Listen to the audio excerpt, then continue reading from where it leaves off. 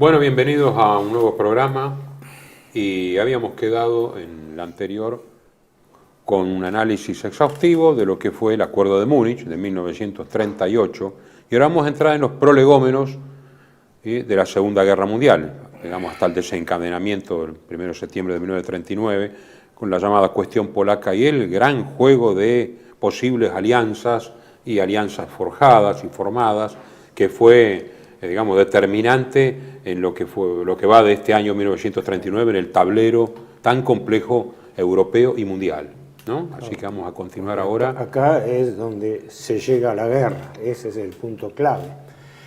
Si me permitís, hago una introducción para los espectadores. ¿Qué entendemos por cuestión polaca?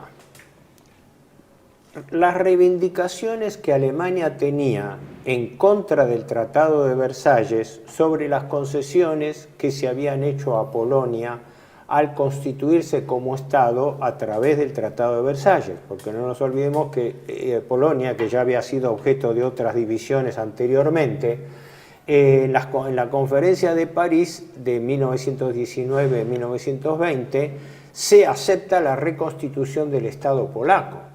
Pero esa reconstitución significaba no solamente la Polonia central, sino también territorios que eran de la Rusia, allá entonces Rusia soviética, territorios que había tomado Polonia-Lituania y territorios de Alemania que le habían sido dados a Polonia. Había tres cuestiones en danza. La primera era el corredor polaco. Para darle salida al mar a Polonia se estableció el llamado corredor polaco, que significaba toda una lonja de tierra que iba hasta el mar Báltico, separando la Pomerania oriental alemana. Yo tengo un mapa ahí. Y lástima, sí, yo tenía unas filminas, lo pero le pedimos a los espectadores que disculpen, traten de verlo en un mapa, pero apéndice, ahí está así y acá está Danzig, o apéndice, claro. Si lo miramos en el mapa, se ve claramente. Ese corredor polaco cortaba el territorio alemán sobre el Báltico, separando la Pomerania de la Prusia oriental. Por eso quedaba una especie de absurdo geográfico, un país dividido para dejar una salida terrestre al mar a Polonia. Máxime cuando en esos territorios que estaban poblados por alemanes, junto con otra zona de frontera, involucraban aproximadamente 1 millón de alemanes. Porque que hasta quedaban. 1918 había sido Prusia. Claro, era territorio alemán, fue dado como salida al mar a Polonia. Sí. Más al sur le fue dada también a Polonia la Alta Silesia alemana, que era una zona carbonífera. No hay que olvidarse que esto era un jaque a la economía alemana, porque el carbón del Sarre fue dado a Francia. El carbón de la Renania, Francia se lo tomó en el 1923 por el impago de las reparaciones. Y en el este, la cuenca carbonífera de Silesia fue dividida dándole más preponderancia a Polonia, quitándole los recursos alemanes. O sea que no era solamente una cuestión de frontera, de población, era de recursos económicos que eso implicaba. Y la tercera era el estatuto de la ciudad de Danzig, que era una ciudad íntegramente alemana sobre el Báltico, sobre el Golfo de Danzig, cercano a la frontera de Lituania, sobre el Báltico, que era el principal puerto del Báltico oriental. Sí. Conviene decirlo, todas esas ciudades son las ciudades de la Hanseática, de la antigua Liga Hanseática, la Hansa. Claro, medieval. Sí, medieval. Es el camino, para decirlo así, el camino de los caballeros teutónicos. Si vos vas por esa zona, es un castillo, Marienburg, etcétera, todos castillos, hasta el castillo de Narva y hasta Lituania.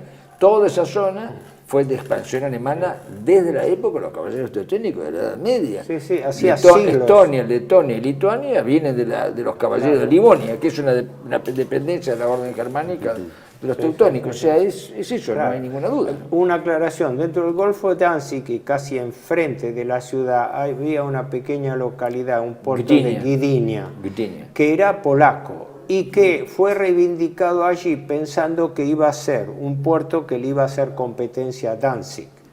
Y después, como Vidinia no levantó vuelo, no había inversiones suficientes y no podía quitar la hegemonía a Danzig, el estatuto de Danzig fue forzado por los polacos. Porque, ¿cuál fue? El estatuto de Danzig establecía que la ciudad, como había ocurrido en el Sarre, quedaba bajo dependencia, administración de la Sociedad de las Naciones.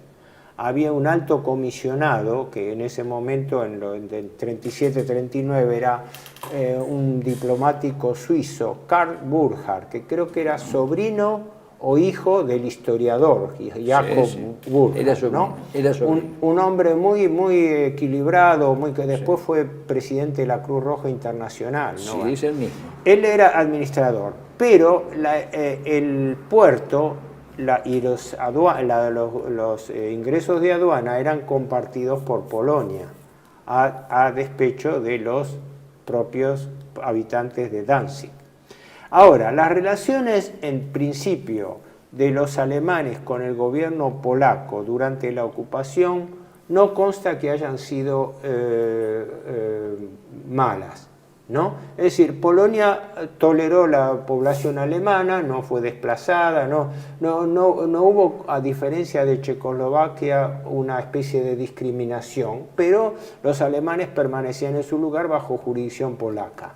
Porque hay, perdóname, una pequeña diferencia, que es que en el caso de lo que se llamó Bohemia, Moravia o Chequia concretamente, sí, en ese lugar no solo era otra raza y otra cosa y otra costumbre y todo y demás, y otra lengua, sino que habían tenido ya conflictos durante el Imperio Austrohúngaro, había por eso les habían dado esa autonomía y esa federación. Sí, en cambio allí no, porque allí eran todos alemanes, y los polacos que había, porque por supuesto había polacos, porque los polacos en algunos lugares estaban casi todos cruzados con alemanes, y basta ver los apellidos, vos agarrás los apellidos alemanes de la Alta Silesia, o de la Pomerania, o del Balta, o de toda esa región, o de Danzig, y son todos apellidos que, si no es el primero, es el segundo, von Bronikovski, todos son apellidos polacos, claro, o germano-polacos, o lituanos, porque toda esa zona, insisto, era un cruce de Alemania. Claro, si nosotros historiamos, cuando fue constituido el Estado polaco en 1919, no lo fue constituido pacíficamente. Después Mariscal Pilsudski, aunque Pilsudski no era un militar de carrera, fue nombrado mariscal. Él dirigió las dos guerras contra la Unión Soviética porque ya estaba en manos de los comunistas. Y lo derrotó a Timoshenko, ¿no? Y los derrotó doblemente y capturó territorios que correspondían a la parte de la voivodía de Lituania, la Bielorrusia, o sea, lo que era la Polonia oriental, y tomó zonas de Galicia, de Ucrania. O sea, el Estado polaco más que nada se había concentrado en su enemigo del este, en los rusos, de los cuales ellos habían sido provincias y reivindicaban su independencia de los rusos. Y se beneficiaban con haber tomado territorios clave alemanes, pero hay que decir la verdad, no figuraban como zonas de conflicto. Tanto es así que cuando adviene Hitler al poder, el primer tratado que firma es el Tratado del Pacto de No Agresión 34. Con Polonia, con el mariscal Pilsudski. Y Göring. ¿No? Que sentó bases de relaciones amistosas entre Alemania y Polonia. Sí. ¿No? Y después Perdón, con la cual estaba totalmente de acuerdo el mariscal Pilsudski, porque él estaba de acuerdo con eso. Y lo curioso es que el que después fue ministro de Asuntos Exteriores en la guerra de Polonia, el coronel Beck, también estaban totalmente de acuerdo con eso. Es decir, porque percibían, y no estaban equivocados en esto, que el destino de Polonia necesariamente iba a depender de alguno de los dos grandes estados que tenía al lado, o de la Unión Soviética o de Alemania. Y esto vale no solamente desde el punto de vista geopolítico, sino también comercial y demás. Con la ventaja, o lo que uno quiere decirle, que había mucho más cruce sanguíneo entre los alemanes y los polacos, por los apellidos, que el que tenían con los ucranianos, que los había también, pero era menor, era mucho menor. Y además Estonia, Letonia y Lituania eran países que tenían la preponderancia alemana, o sea que los polacos sabían que con corredor o sin corredor. En el 35 hay un tratado naval Además, también, hermanos polacos. sí. Sí. Ahora, vamos a poner los pies en la tierra con respecto a la realidad. Alemania, y Hitler en particular, ya había echado el ojo a las reivindicaciones sobre Polonia, pero con una aclaración muy importante. Alemania no planteó reivindicaciones territoriales a los polacos. En principio no pidió la devolución del Alta Silesia ni el corredor.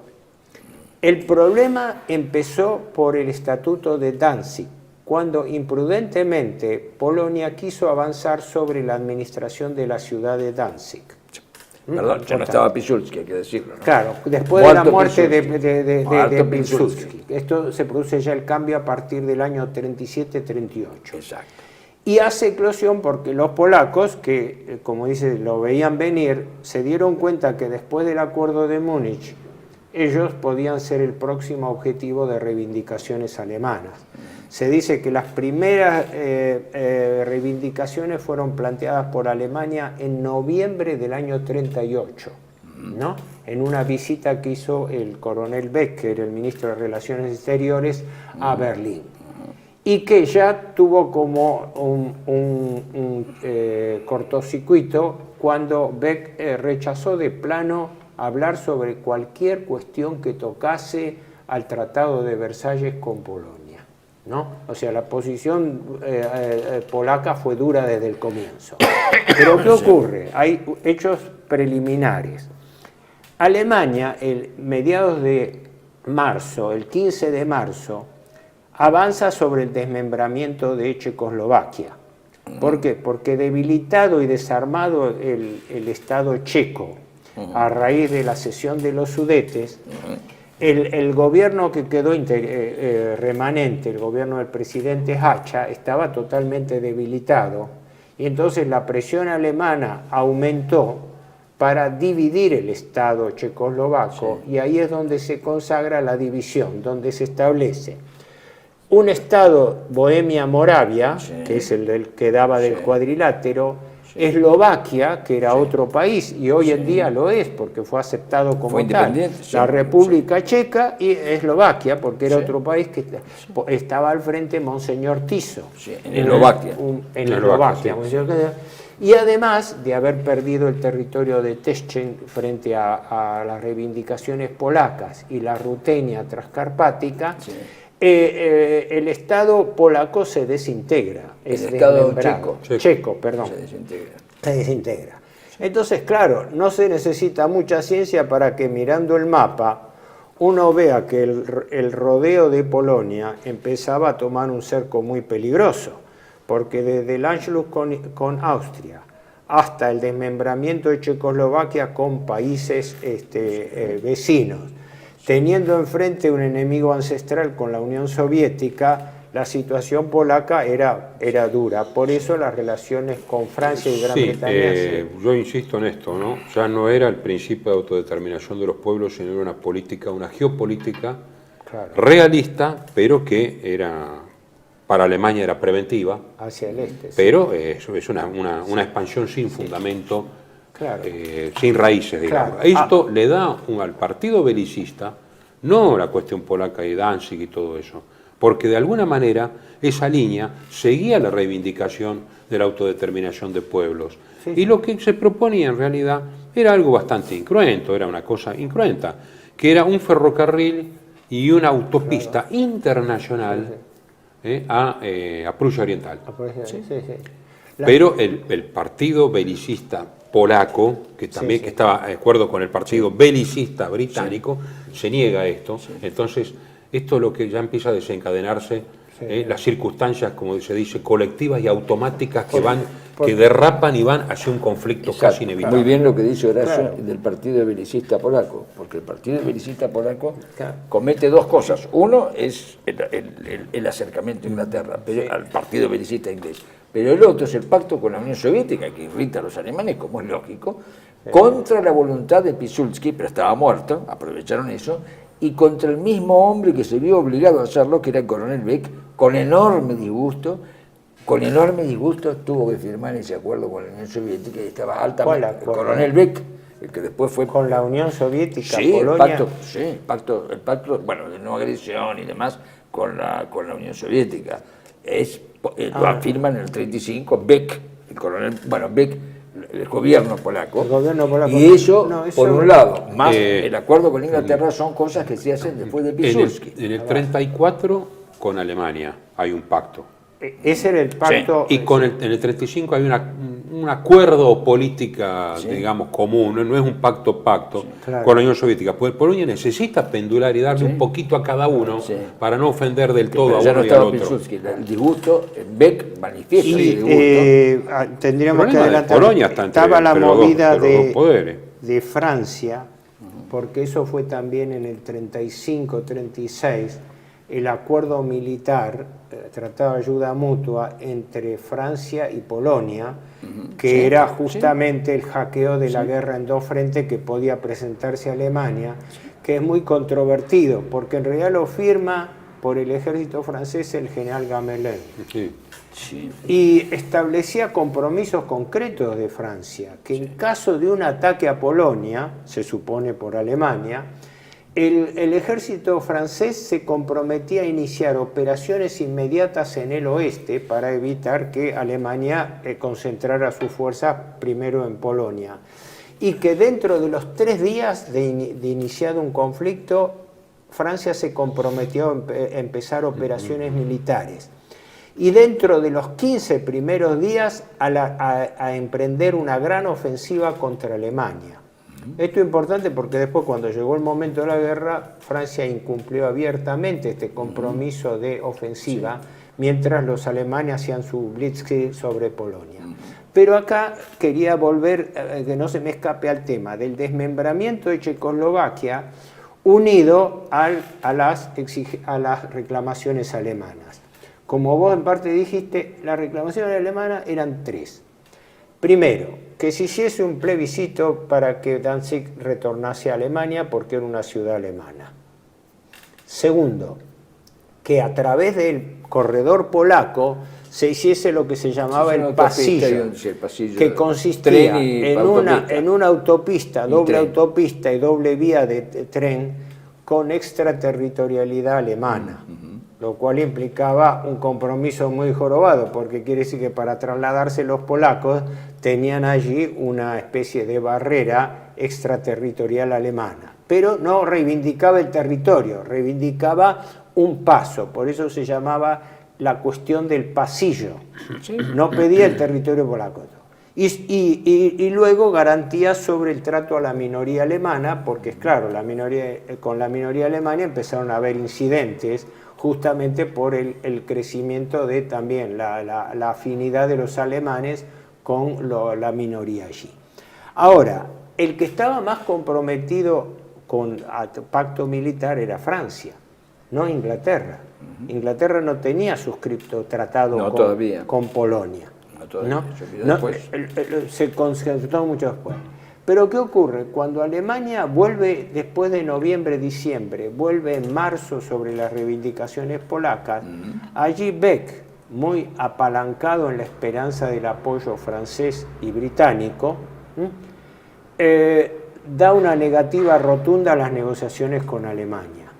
Yo siempre interpreté, y esto lo he hablado con amigos míos polacos o descendientes de polacos, señalando una cosa real, que era una actitud irrealista de Polonia tomar una actitud de negociación tan dura sobre una potencia con Alemania. Era un error de evaluación muy grande, porque los polacos no se daban cuenta de la relación de fuerza que existía entre los países. Perdón.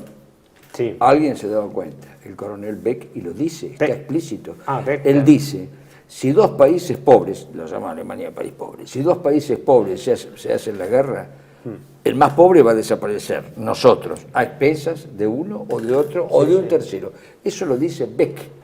Eso lo dice Beck en el curso de las negociaciones con Alemania y no quiere la guerra.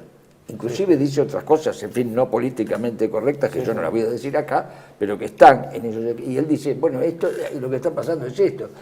Ahora bien, dice, esto es el fin de Polonia. No solo es el fin y Germania, dice, es el fin y Polonia. Y es verdad, ¿Por qué es verdad? Bueno, porque la situación de Polonia, como lo vimos, lo vamos a ver después en la guerra, no aguantaba más de 15 días un ejército poderoso, fuera soviético, fuera quien fuera. Entonces, el problema es el siguiente. Es decir, hay un impulso que está más allá de la voluntad aún, porque Beck lo resiste y se queja de eso, tanto del acuerdo con Francia como el posterior, yo me adelanté, con Gran Bretaña, presionado por el partido de la guerra. Se oponen. No, los polacos saben que eso los va a llevar a la destrucción por un lado o por el otro. Digo que ese era el dilema existencial de Polonia, el dilema existencial, que estaban conviviendo primero entre dos fuegos, con dos potencias, donde ahora Alemania planteaba reivindicaciones. Y esas reivindicaciones iban a terminar desarticulando gran parte del territorio y la política polaca. Desde ese punto de vista... Siempre ocurrió, desde la Edad Media en adelante, hasta con Napoleón, ¿no? Claro, Polonia era una especie de pavo de la boda entre la relación entre el zar y Napo.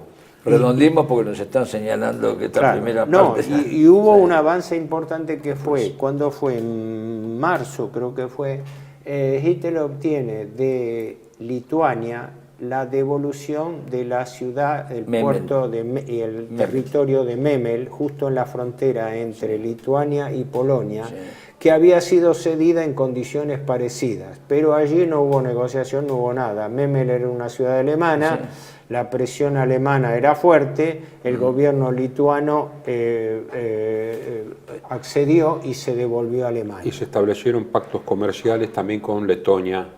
Claro, porque los tres países bálticos que se habían desmembrado de la Unión Soviética necesitaban la volvían a madre, porque eran los tres países bálticos. Por eso eran livonios. Eran livonios. Que es muy poco estudiado, la Livonia, lo estudia muy bien Onken. Le dedica 2 tomos de su historia universal. Sí, Rusia, Polonia y Livonia, 2 volúmenes, maravilloso. Bueno, recomiendo a todos la lectura de los 2 tomos, Rusia, Polonia y Livonia, de Wilhelm Onken.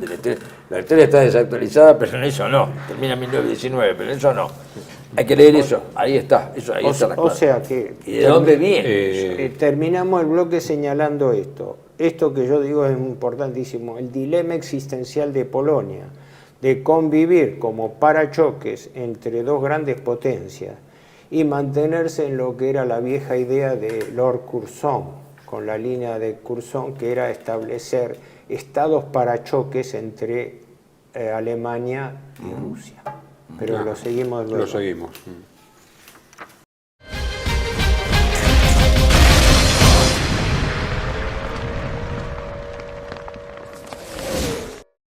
Bienvenidos a CEPA, Centro de Estudios del Pensamiento Americano.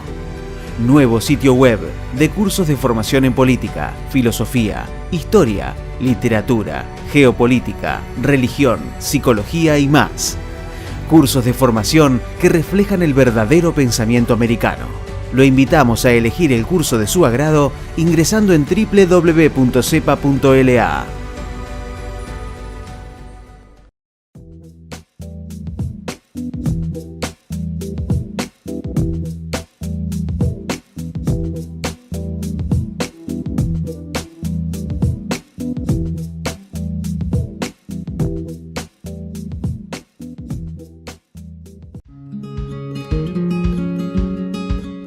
Residencia de Los Ángeles es un hogar para adultos mayores habilitado en la ciudad de Buenos Aires, cuyo objetivo es la atención y cuidado de pacientes de la tercera edad.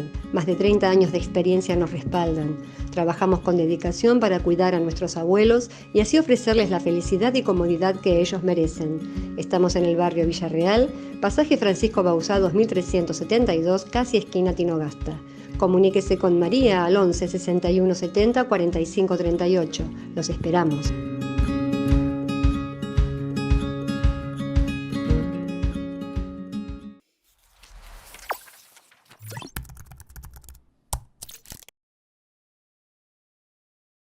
Decir siempre la verdad primero tiene un precio. Pero todos los días, en cada programa, en cada reportaje, en cada esclarecimiento, descubrimos que decir la verdad vale la pena. Decir siempre la verdad tiene un precio.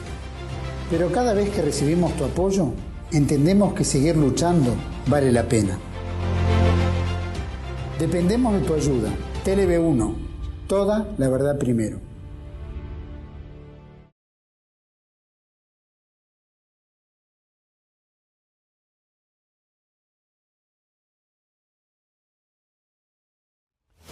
El mundo detrás de las cortinas, la historia como instrumento de control de las masas de Samuel Cruz. Un libro que desenmascara los mecanismos de control de las masas puestos en práctica por el Instituto Tavistock en la Segunda Guerra Mundial contra Alemania y contra la humanidad. Disponible en Argentina en editorial Cruz y Fierro. El mundo detrás de las cortinas de Samuel Cruz.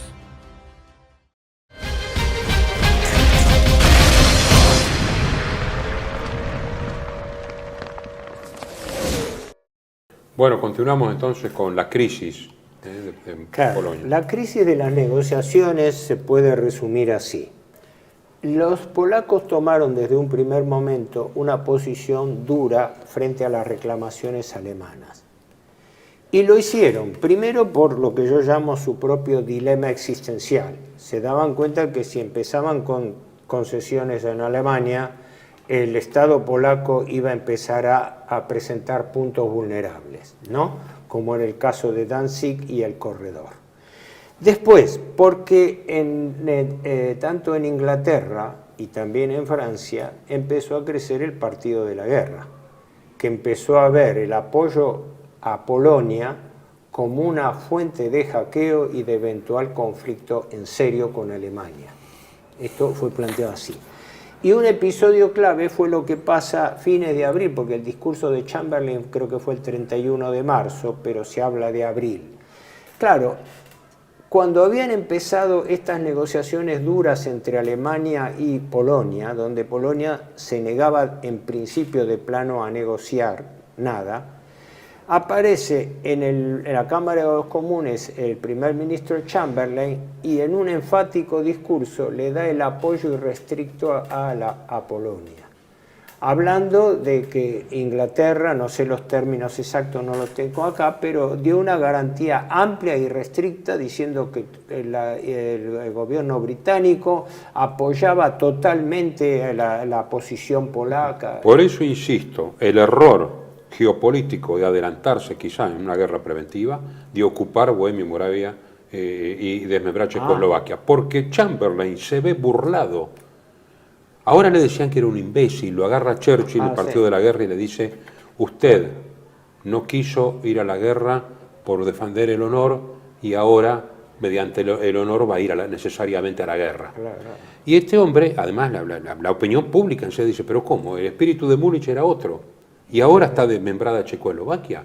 Entonces él tiene un dilema personal y dice, bueno, más allá de que está el partido de la guerra, más allá de que en la vieja política británica de la City incluso, de no permitir ninguna emergencia de un poder económico militar importante en el continente, que esto viene desde el siglo XVII, XVIII, no tener una flota, ninguna potencia superior a la nuestra y que ninguna potencia pueda unificar el continente de una manera que nos pueda enfrentar. Es la vieja política clásica británica que está muy unida, económica, política y geopolíticamente en la corona, pero es todos los operadores que hay también.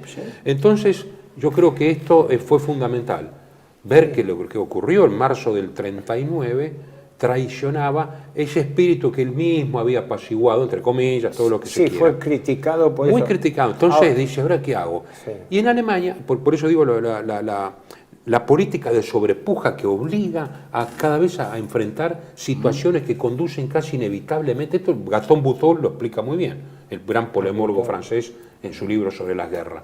Llega un momento en que echa a rodar una luz que no se puede controlar. Porque ¿qué es lo que piensa con este apoyo irrestricto a Polonia, Alemania? Que me están haciendo un cerco, de nuevo viene el bloqueo británico. Entonces Hitler y Berlín dicen, ¿ven que de nuevo los ingleses nos están bloqueando? Y los ingleses dicen, porque ustedes traicionaron Múnich y entran los soviéticos también, y empiezan a entrar todo a las piñas en el Rin. Ahí hay algo.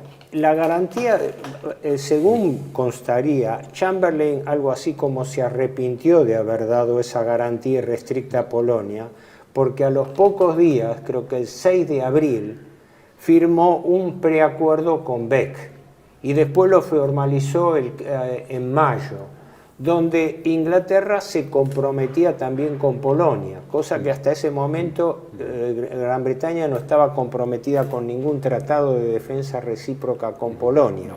Francia sí, desde el año 35-36, pero Inglaterra no. Y según parece, Chamberlain consideró que había sido un poco imprudente o prematura dar esa garantía porque endureció la posición polaca. Claro, porque los polacos, al sentirse respaldados por Gran Bretaña, tomaron se una actitud más dura con Alemania. Conviene señalar una cosa: ¿por qué Chamberlain toma esa medida? Y después de la discusión en el Parlamento. Sí. Habla Churchill, que no tenía cargo pero tenía influencia en el Parlamento, y Churchill propone, detrás estaba Fancy, por supuesto, propone endurecer las cosas y hacer el pacto con Polonia, de protección a Polonia. Y Chamberlain, cuando habla con el Parlamento, ve que tiene la mayor parte del Parlamento en contra después de la intervención de Churchill y esa presión que señaló Horacio de Churchill echándole en cara estas cosas. Entonces lo hace, pero lo hace forzado, no lo hace... Tan es así de que los ingleses en realidad no cuestionan el tema de la frontera, no garantizan un cambio de frontera en beneficio de Polonia. Claro. Ellos dicen, cuidado, no estamos interviniendo por el tema de frontera, estamos tratando de que Polonia sea protegida. Claro. Pero la revisión de la frontera, dice Chamberlain, podría ser motivo de discusión. Claro. O sea que da todavía una oportunidad de la conversación tipo Múnich sobre cosas puntuales de frontera. En ese momento, hay que recordarlo, Alemania, a diferencia de Checoslovaquia, no planteaba una reivindicación territorial, todavía no, aunque digámoslo claramente, estaba implícita porque lo del pasillo, que los polacos no querían saber nada, era porque era un pasillo extraterritorial. Y con Danzig los polacos todavía hicieron una política imprudente. Endurecieron su posición colocando más inspectores polacos que fueron objetados por el propio delegado de la Sociedad de las Naciones, Burkhardt, ¿no? Y entonces se generaron incidentes por Danzig, que era una ciudad enteramente alemana, y ahí estaba el Gauleiter Forster, que era algo así como había sido Heinlein en los Sudetes, estaba, y pedían abiertamente la reincorporación a Alemania.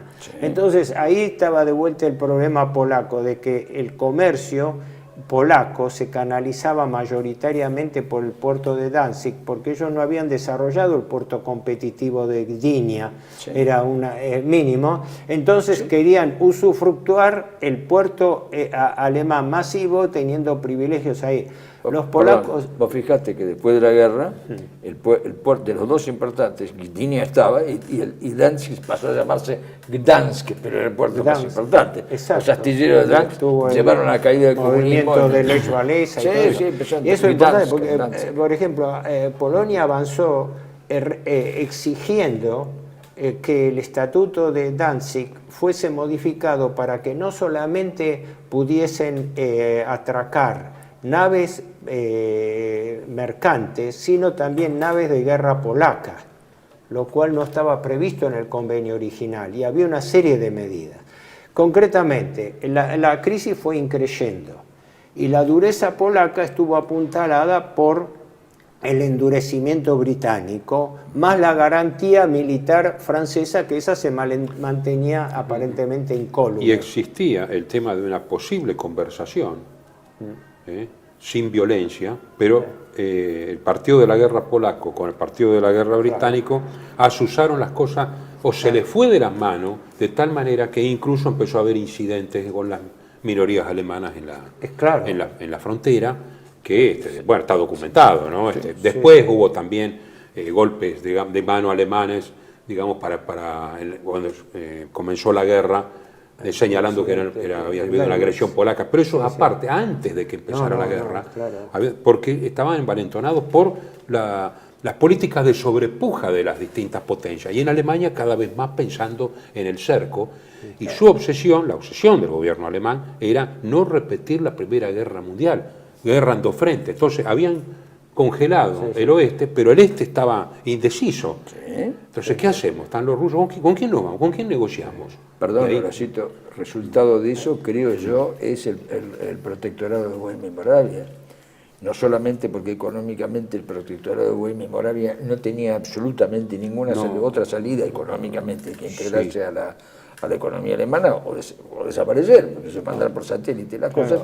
No solo eso, sino además por ese temor que vos decís. Se juntaban obviamente, cosas, por eso digo que es una cuestión preventiva que tiene una explicación geopolíticamente de realismo, pero que es un avasallamiento que no correspondía al espíritu de Múnich y que es aprovechado por eso digo que hay una política sobre Puca, como dice Bozoll, ¿no? Que nos va llevando a un conflicto. Vos fíjate lo que estaban diciendo ustedes.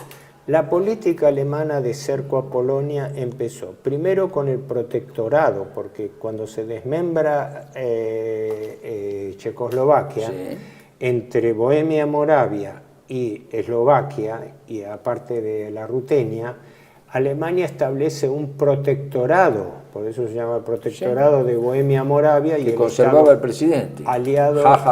Se dice jaja, ¿no? Se escribe jaja. Ahora, por el sur de Polonia, abrazando toda la frontera sur. Y por el norte, entre el pasillo del corredor y la reivindicación de Danzig, el cerco a Polonia tenía la forma de una herradura prácticamente, por eso yo hablo del dilema existencial de Polonia, porque los polacos no tenían forma distinta de negociar, es decir, si negociaban perdían de cualquier manera, tenían que ceder algo. Y los países occidentales le dieron el motivo para hacerlo, por eso la insidia británica, que los británicos le dieron esta garantía irrestricta que endureció la posición polaca cuando Inglaterra era el país que menos podía ayudar a Polonia, porque la ofensiva tendría que haber sido empezada por Francia. ¿No? Esto es como decir, nosotros te defendemos a vos porque Francia va a movilizar en tu contra. Y además hay un error de evaluación polaca muy grande, que fue, no se daban cuenta la potencia alemana contra la cual estaban tratando. Ejemplo, el ejército polaco, no solamente después que fue movilizado, sino que pensaba entre los planes polacos, y por eso facilitó la bolsa de Poznań, estaba imprudentemente adelantado, con idea, dentro de los planes polacos, de iniciar en caso de guerra una ofensiva contra Berlín. Con lo cual los polacos pensaban que podían ellos encarar una ofensiva que nada menos atacase la capital del Reich.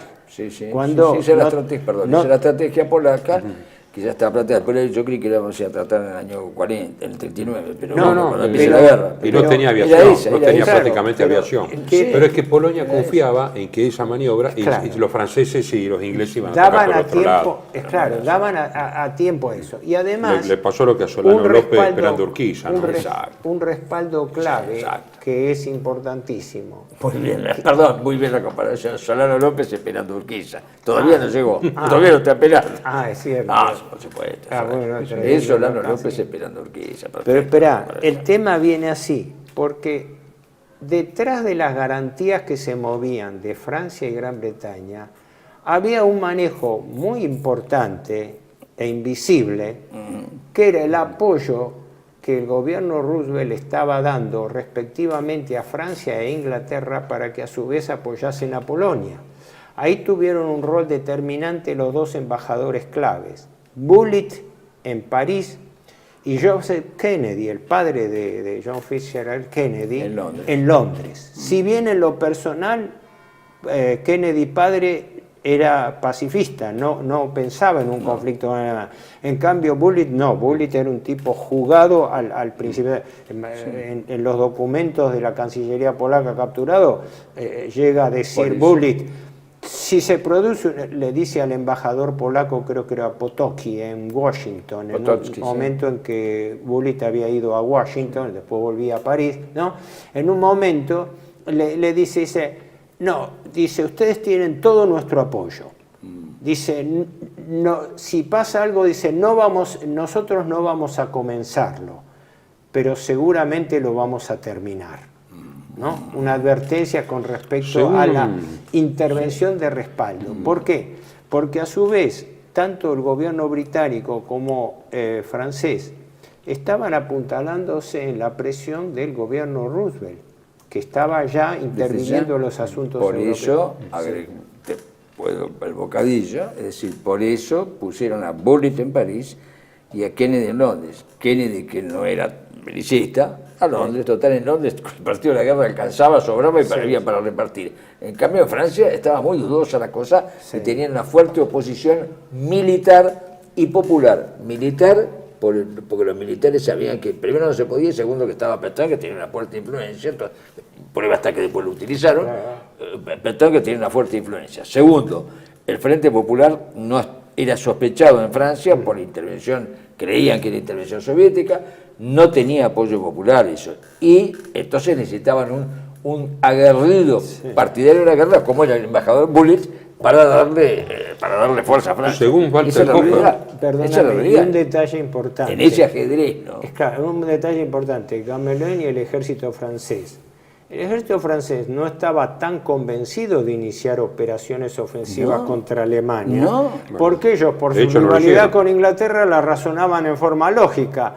Inglaterra toma un partido de la guerra, pero los que estamos en la primera línea para pelear con Alemania somos nosotros. Cuando toda la política francesa, con la línea Maginot a la cabeza, era una línea pensada en términos estratégicos defensivos y no ofensivos contra Alemania. La sola presencia de la línea Maginot te lo dice. Es defensivo, no ofensivo. Ofensivo de palabra, en los hechos es defensiva. Esa es la diferencia. La agresividad fue más de Gran Bretaña que de Francia. Por eso te digo, esto es un partido de ajedrez, porque movés esta pieza, pero si movés esta otra se provoca. Según muy complejo. Walter Hoffer, Roosevelt personalmente en este momento no quería guerra en Europa, sí su gabinete, ¿no? No inmediatamente. Roosevelt personalmente en este momento no quería problemas en Europa. Él personalmente, pero su gabinete era belicista. Bueno, ahí habría mucho para hablar, pero ahí habría que hablar del Brain Trust. Bueno, eso. El Brain Trust, que era la especie de think tank que rodeaba a Roosevelt, era el partido de la guerra norteamericana. Sí, absoluto. Porque además tenían que remontar el tema de un New Deal light. Claro, lo hemos hablado un montón. Sí, lo hemos hablado. Pero el New Deal fracasó y Estados Unidos cae en crisis en el año 37. Y en el año 37 aplicó la política de guerra. Roosevelt convoca a Bernard Baruch, el banquero Bernard Baruch, el mismo que había sido convocado por Wilson en el 16 para constituir la Junta de Industrias para la Defensa para empezar el rearme alemán. Por eso la realidad, siempre rearme norteamericano, perdón. Por eso la realidad que siempre se le ha reprochado es que la política económica norteamericana no remontó gracias al New Deal, sino gracias a la guerra, a la preparación de la guerra. Y Roosevelt efectivamente había empezado todo su programa de construcciones navales, de preparación de tropas, y todavía no estaba listo para las operaciones. Sí. Pero el entorno, como dice muy bien Horacio, todo el entorno, el Brain Trust estaba en eso, sin ninguna duda. No, eso es clarísimo. Ahora, un punto importante que se me pasó, pero lo tenía anotado así. Cuando Inglaterra comete este avance de dar la garantía irrestricta a Polonia, ahí ya se quiebra la idea de gran alianza con Alemania. Tanto es así que se producen dos hechos. Alemania, cuando en abril Chamberlain le da la garantía al gobierno Beck, denuncia el tratado del año 1934, el tratado de no agresión con Polonia, porque considera que la alianza militar con Gran Bretaña violaba ese tratado, ¿no? Y simultáneamente denuncia también el acuerdo anglo-naval del 35, con lo cual Alemania se desligaba del compromiso de la flota. Ya eran pasos peligrosos, porque la respuesta de uno al otro. Claro, las respuestas ya resquebrajaban todo el sistema de alianza, y resquebrajaban la idea de gran alianza británico-germánica. ¿Por qué? Porque el partido de la guerra ya estaba avanzando en apuntalar la provocación polaca, negándose... sí. Por eso yo diría a los que escuchan esto, que se planteen esto como un complejísimo partido de ajedrez. Desde ya. Pero complejísimo, porque cada pieza que se mueve provoca esto, pero también provoca una situación porque negativa. hay una reacción continua, tan es así que en mayo se firma con Italia, que era su aliado más, entre comillas, incondicional e ideológico, el Pacto de Acero. Y ojo, porque los rusos habían tenido la experiencia de una agresión japonesa en el este, los habían derrotado y tampoco querían guerra en dos frentes. Entonces Stalin buscaba apoyo en el oeste. Si bien Japón había sido frenado, pero estaba ominoso. Entonces ven ustedes que el ajedrez se extiende incluso muy al este. Después vamos a ver cómo fue que Stalin consigue una especie de posición de árbitro entre el este y el oeste, porque Francia y Gran Bretaña ya estaban con sus negociaciones desde julio, agosto, desde mayo, junio, tenían una misión negociando en Moscú una eventual alianza del oeste, que era lo que entraba en conflicto con Polonia, porque Polonia había negado terminantemente ninguna alianza que incluyese también la Unión Soviética. Claro, obviamente, tenía una experiencia muy mala. No, pero porque la primera cláusula del tratado militar era que Polonia tenía que permitir el paso de tropas soviéticas por su territorio en caso de atacar a Alemania. Y el gobierno polaco ni loco. Por eso te digo, cuando vos mirás el mapa, la geopolítica salta sola. Vos decís, ¿cómo Polonia puede desafiar a Alemania con la Unión Soviética atrás? O ¿cómo Polonia puede desafiar a la Unión Soviética con Alemania atrás? Ante la doble opción, esa es en realidad la mentalidad de los polacos es esta, los dirigentes polacos, ¿entiendes? Es esta, Piłsudski y Beck. Después cambian por las presiones. Es esta. Si yo tengo un buen arreglo con Alemania, Polonia sigue existiendo.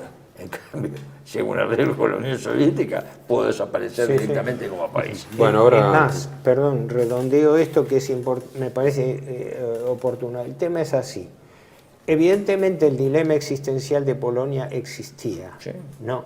Y el apoyo recibido externo de Francia y sobre todo de Inglaterra fue para su detrimento, porque al endurecer la política iba camino a la guerra con una evaluación equivocada. Y todo esto venía a cuento de una hipótesis subyacente que los polacos creyeron, que era que si se declaraba la guerra en Alemania, el gobierno de Hitler iba a caer. Esto venía a cuento de que también la inteligencia británica manejaba la hipótesis que los militares no iban a acompañar a Hitler en una nueva aventura militar y que si Hitler tensaba mucho la presión a Polonia, lo que se iba a producir en caso de un conflicto era la caída de Hitler. Exacto. Ellos trabajaron sobre esa hipótesis y los polacos lo creían también porque ellos pensaban en una ofensiva contra Alemania. Sí, lo sabían además por el almirante Canaris, por el mariscal Wisleben, por el coronel Oster. Claro, la resistencia. Por la resistencia. Bueno, vamos a continuar en unos minutos. Sí, sí.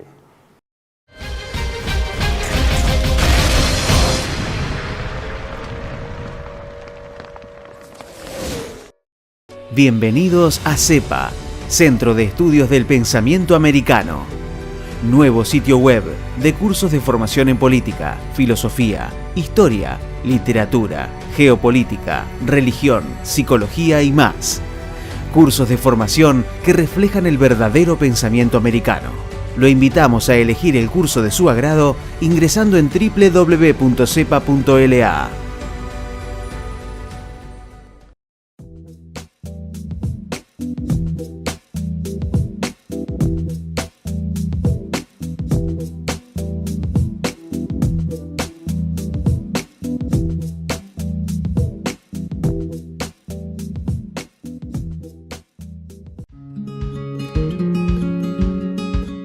Residencia de Los Ángeles es un hogar para adultos mayores habilitado en la ciudad de Buenos Aires, cuyo objetivo es la atención y cuidado de pacientes de la tercera edad. Más de 30 años de experiencia nos respaldan. Trabajamos con dedicación para cuidar a nuestros abuelos y así ofrecerles la felicidad y comodidad que ellos merecen. Estamos en el barrio Villarreal, pasaje Francisco Bauzá 2372, casi esquina Tinogasta. Comuníquese con María al 11 61 70 45 38. Los esperamos.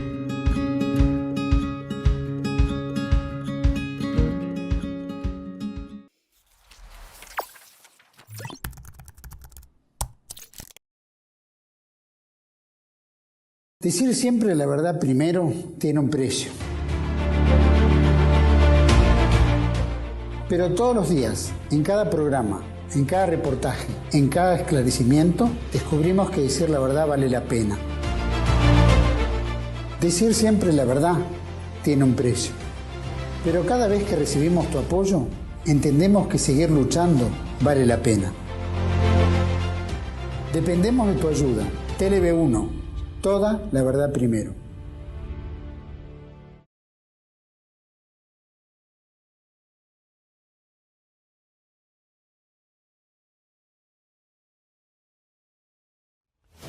El mundo detrás de las cortinas, la historia como instrumento de control de las masas de Samuel Cruz.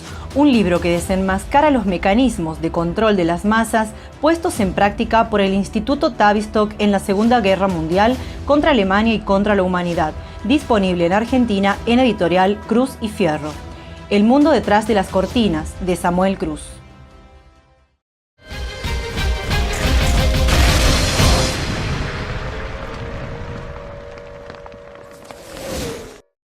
Bueno, continuamos entonces con la última semana de agosto. Claro, estamos en ahora vísperas viene del conflicto. El momento clave.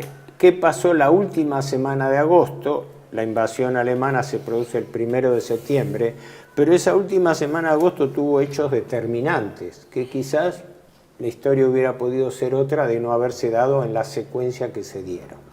Lo primero principal fue que la situación con Polonia se empezó a deteriorar porque la negativa a negociar de Polonia endureció también la posición alemana, empezaron a haber incidentes con los alemanes del corredor, los incidentes en Danzig se multiplicaron porque la Sociedad de las Naciones no podía controlar la pugna entre los inspectores de aduana polacos y los alemanes, es decir, la situación ya entró en un clima beligerante y Polonia aparte movilizó su ejército, con lo cual la cosa, como habíamos dicho en el bloque anterior, ya se habían roto los principales tratados de sostén.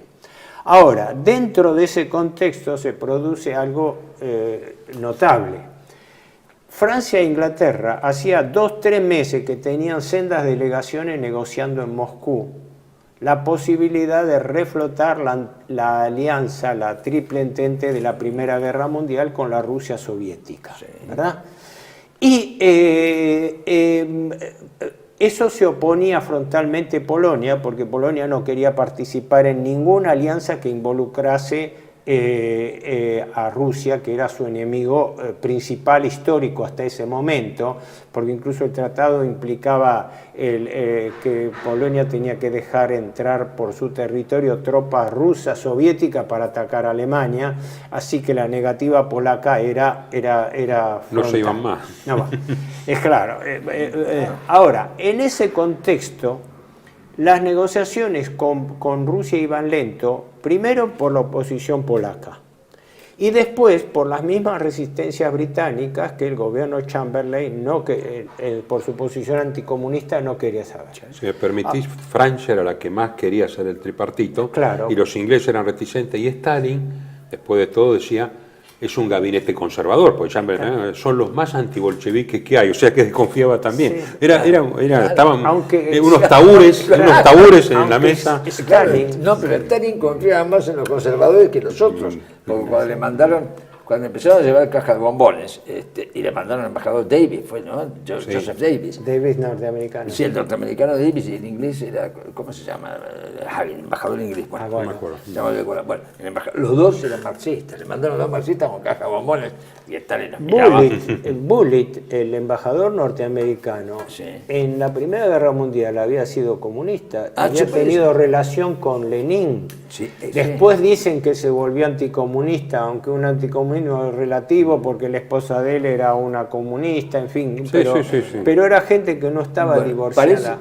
Parece que Stalin, a ver, vos que lo sabés muy bien, eso, parece que Stalin de los más desconfiaban en esto, cuando aparecían con caja de bombones a Joseph Davis, lo miraba y pensaba Stalin, desconfiaba. Si se queda acá, pide asilo acá, va directo a Siberia sin discutir. Stalin desconfiaba de un gabinete conservador y británico por antibolcheviques, pero más desconfiaba de los marxistas que le enviaban, obviamente. Pero ¿qué pasa? Está Acá claro, hay un ¿no? detalle importante, que es que Stalin se convirtió en árbitro de la situación, porque él estaba negociando en secreto con los alemanes y el 23 de agosto, para sorpresa de todo el mundo, aparece un día que el canciller alemán, ministro de Relaciones Exteriores, Ribbentrop, estaba haciendo un vuelo a Moscú, día 21 de agosto. El 22 llega a Moscú, el 23 se firma un pacto germano-soviético de no agresión por 10 años, que después se sabe que tenía un protocolo secreto donde había una división de zonas de influencia entre Alemania y Rusia en Europa Oriental, ¿no? Después podemos hablar de eso, pero fundamentalmente, ¿qué era? Era haberle ganado de mano a los gobiernos occidentales en su estrategia de negociación. Por eso Stalin se mostró como árbitro de la situación, una especie de decir, a ver, ¿quién me da más? ¿Quién me ofrece más? Sí. Porque Stalin habría llegado a la conclusión que la alianza con Francia y Gran Bretaña no le era tan rentable como la de Alemania, porque en el protocolo secreto del convenio, como está aceptado históricamente, Alemania declinaba en favor de la zona de influencia soviética, primero ante una eventual partición de Polonia, la línea Curzon, es decir, los territorios de Bielorrusia que iban entre la línea de Grodno, Lov, hasta los Cárpatos, es decir, toda la parte oriental de Polonia. Declinaba ante la influencia rusa el istmo de Karelia con Finlandia, cercano a lo que era San Petersburgo, que entonces se llamaba Leningrado. Y los países bálticos. ¿Cómo? Los países bálticos. Los países bálticos. Reconocía la influencia rusa en los países bálticos. Reconocía el reintegro de Besarabia a Rusia.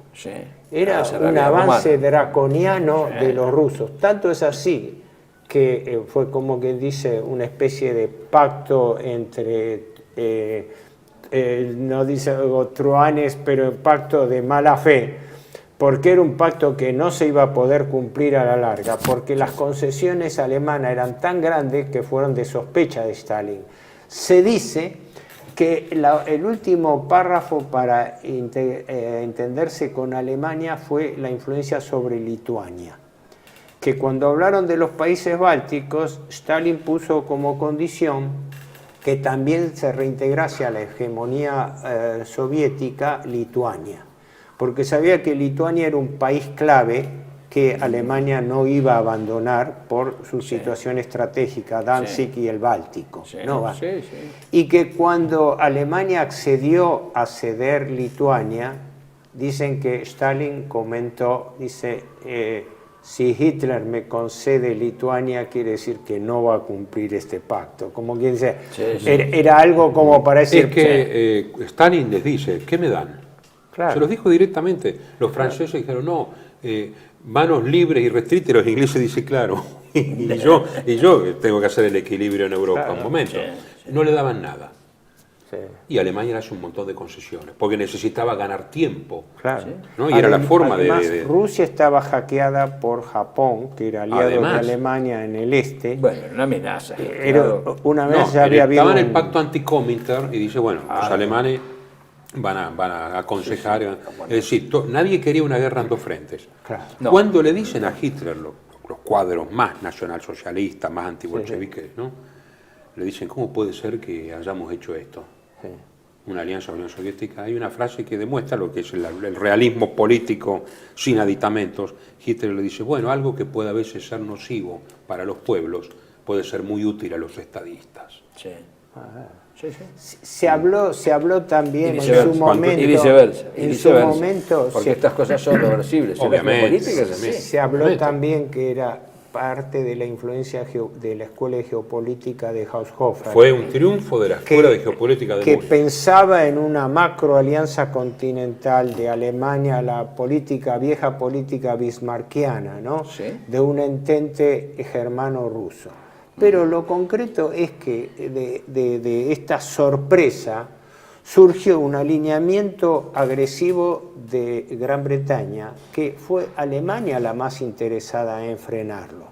No nos olvidemos que a ese momento, cuando era la última semana previa a la guerra, se estaba discutiendo en tres frentes. En el frente frontal de las negociaciones oficiales, pero a través de Göring, viajó el empresario sueco Birger Daglerus, la misión secreta de Daglerus, porque demuestra que Alemania quería evitar a toda costa que eso fuese motivo de una declaración de guerra. ¿Sí? Y Daglerus viaja con los 6 puntos que parafraseaban las exigencias alemanas, pero no reivindicaba territorios, reivindicaba la devolución de Danzig, el pasillo por el corredor, y un estatuto para la minoría alemana. Sí. O sea, no había reivindicación histórica. Ahí también territorial. Ahí también interviene a último momento también Mussolini, porque Mussolini iba a la idea de que muchos pensaban que iba a haber un Múnich II, ¿no? Es decir, que a último momento Mussolini propone una nueva reunión de los 4, pero ahí ya no hubo aceptación. Y porque ya se había quebrado la mínima confianza para Mussolini, que estaba preparando la exposición mundial del 41, de los cuales quedan restos, se llama el Eur, el barrio de Roma. Sí. Se queda, es uno de los que sorprendidos por... Claro, porque hay un problema que es el siguiente, no olvidemos la calidad de análisis que tenía Mussolini. Y Mussolini ve que Alemania tiene un grave problema, el de siempre, de los dos frentes. Siempre lo va a tener, siempre lo tuvo y lo tendrá porque geopolíticamente es así. Entonces dice que Alemania quiere arreglar con el Partido de la Paz en Inglaterra es absolutamente coherente. Pero que quiere hacer un acuerdo a largo plazo con Rusia, no hablemos de la Unión Soviética, con Rusia, también es coherente porque la expansión alemana solo podía ser hacia el este, esto no hay ninguna duda. Absorbida Polonia, no militarmente, sino económicamente y políticamente, sin necesidad de invasión. Todo paz. Más países danubianos aliados. Más países danubianos aliados. Se proyectaba eso sobre la Rusia europea, que la Rusia europea además lo necesitaba, porque el intercambio era perfecto. Esa es la idea geopolítica que no solo la ve Hitler, sino que también la ve Mussolini con toda claridad. El problema es que el ajedrez es para que esto no se produzca. Para que esto no suceda, que antes que eso prefería No, pero además las exigencias mutuas que tenían y el Partido de la Greta convierte al Reich, el gobierno del Reich, en partido de guerra. No. Es obvio, porque uno piensa que hay un bloqueo, el otro un contrabloqueo, no, pues si no parece que el Partido de la Guerra está solamente en un bando. El Partido de la Guerra es cierto que todas las reivindicaciones fueron logradas sin derramamiento de sangre, etcétera, etcétera, pero cuando todos se sienten acogotados, se transforman todos en partido de guerra.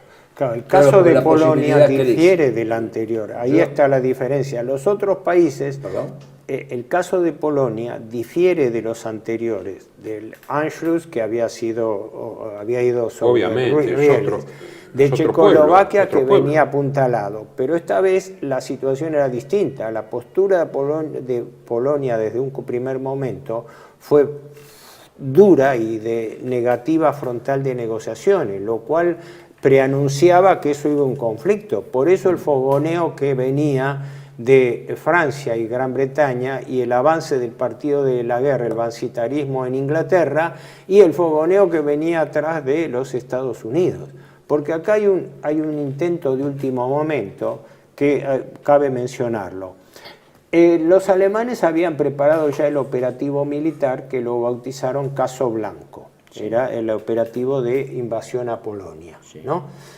La fecha que a su vez el alto mando alemán le puso a Hitler como tope, porque estamos hablando de fines del verano europeo, sí. Y no querían amenazar las operaciones con una eventual llegada del otoño, ¿no? Sí.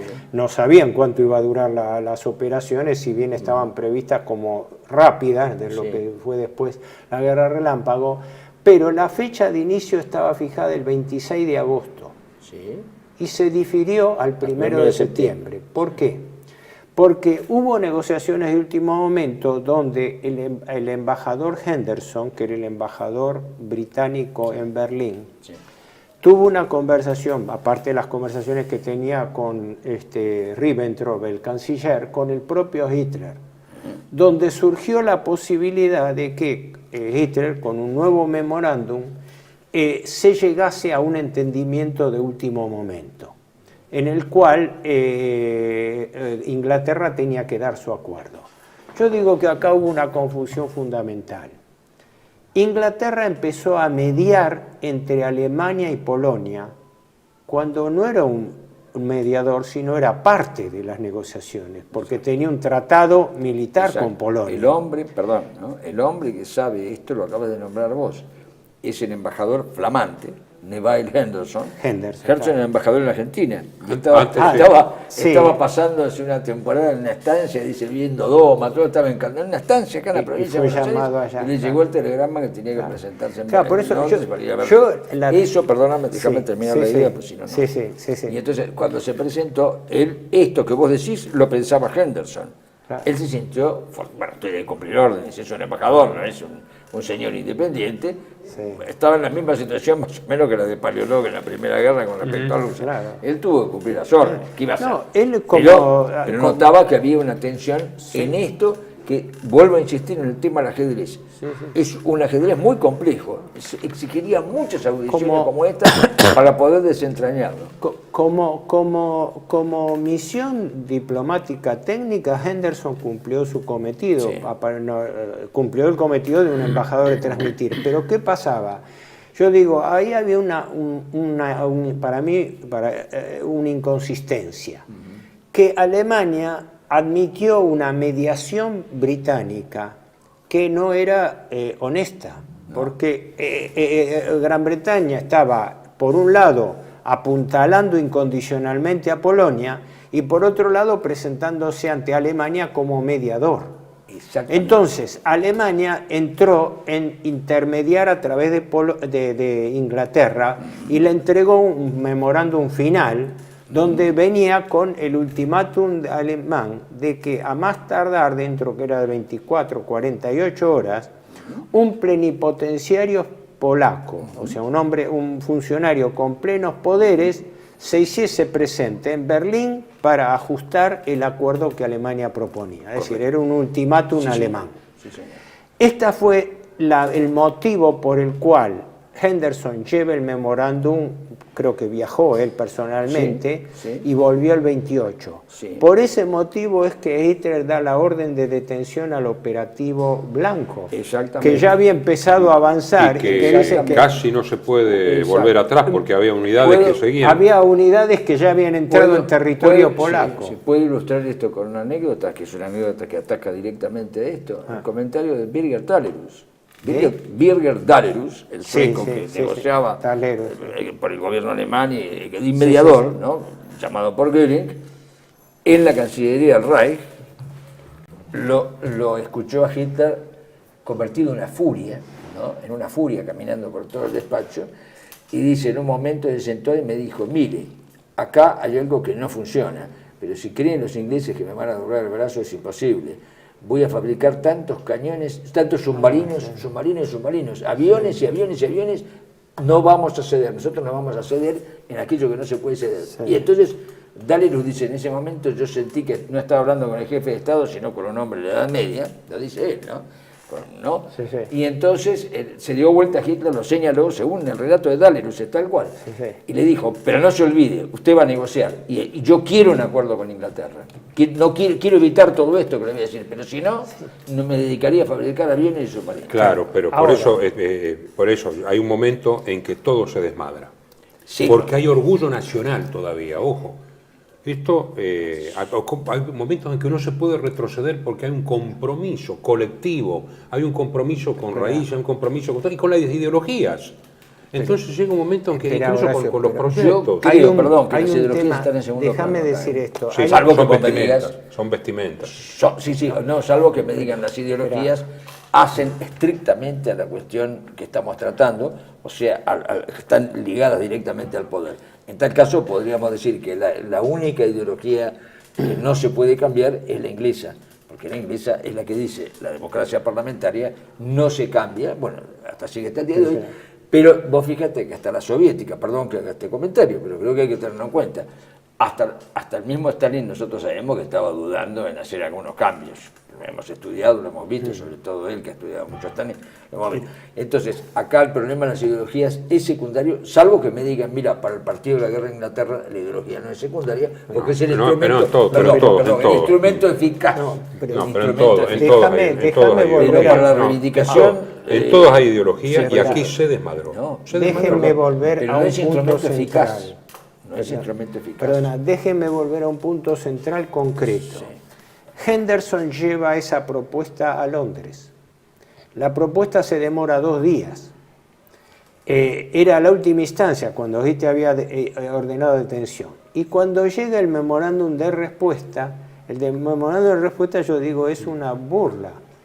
Inglaterra no comparte totalmente los puntos alemanes y pone en el documento que la vía que recomienda es negociaciones directas entre Polonia y Alemania.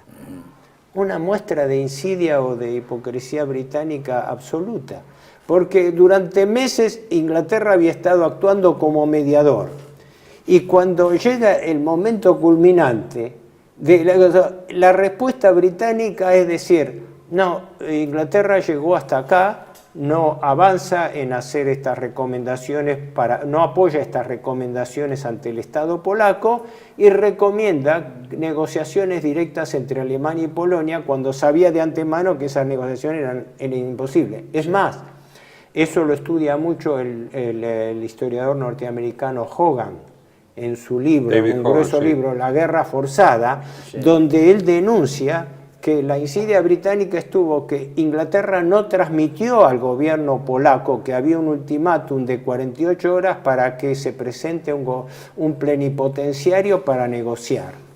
Cuando en la noche del 31 de agosto el embajador polaco en Berlín, Lipski, se presenta en la Cancillería para hablar sobre con Ribbentrop.